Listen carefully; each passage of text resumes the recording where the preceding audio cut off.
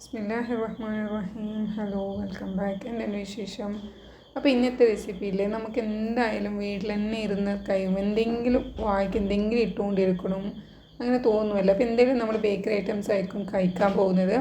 അപ്പോൾ ഞാൻ ചെറുതായിട്ടൊന്ന് ഹെൽത്തി ആയിട്ട് അധികം മധുരം പോലെ ഇല്ലാത്ത ഹെൽത്തി ആയിട്ട് വീട്ടിൽ തന്നെ ഉണ്ടാക്കാൻ പറ്റുന്ന ഒരു സ്നാക്സിൻ്റെ റെസിപ്പിയാണ് എടുക്കുന്നത്. അപ്പോൾ ഇത് ഞാൻ മുഴുവനായിട്ടുള്ള ഗോതമ്പിലാണ് ഉണ്ടാക്കുന്നത്. അപ്പോൾ ഇത് ഞാൻ കുതിർത്തിട്ട് വെച്ചിട്ടുണ്ട്.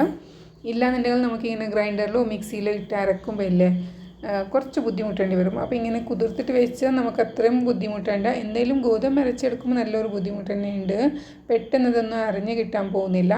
അപ്പോൾ ഇത് ഞാൻ 2 കപ്പ് ഗോതമ്പ് എടുത്തിട്ടുണ്ട്. അതിലേക്ക് 2 കപ്പോളം ഞാൻ തേങ്ങ കൂടി ഇട്ട് കൊടുക്കുന്നുണ്ട്. എന്നിട്ട് ഇതിലേക്ക് ശർക്കരയാണ് ഇട്ട് കൊടുക്കുന്നത്. പാനി ഒഴിച്ചെടുക്കാൻ പാടില്ല. ഞാൻ ആദ്യം പാനി ഒഴിച്ചെടുക്കാൻ പോയതാണ്, പിന്നെ എനിക്ക് ഓർമ്മ വന്ന് ശർക്കരയാണ് ഒഴിച്ചു കൊടുക്കുന്നത്. കാരണം അത് അധികം വെള്ളമായി പോകരുത്. അപ്പോൾ ഇത് ഞാൻ എന്തെങ്കിലും ശർക്കര ഉരുകിയിട്ട് ഇങ്ങനെ അരിപ്പയിൽ അരച്ചിട്ട് ഇങ്ങനെ ഫ്രിഡ്ജിൽ വെച്ചിട്ടുണ്ടായിരുന്നു. അപ്പോൾ അതന്നെ ഞാൻ ആവശ്യത്തിനുള്ള മധുരം നോക്കിയിട്ട് ഇട്ട് കൊടുക്കുന്നുണ്ട്. നിങ്ങൾക്ക് മധുരം നോക്കിയിട്ട് കൂടുതലാക്കുകയോ ചെയ്യാം. അപ്പോൾ അത് നല്ലോണം ഒന്ന് അരച്ചെടുത്തിട്ടുണ്ട്. നല്ലോണം മൈ പോലത്തെ ഒരു പേസ്റ്റ് അല്ല, ചെറിയൊരു തരിപ്പുണ്ടെങ്കിലും ബുദ്ധിമുട്ടില്ല. ചെറിയൊരു തരിപ്പുണ്ടെങ്കിൽ ഇതിന് ഒരു ടേസ്റ്റും ഉണ്ടാവും.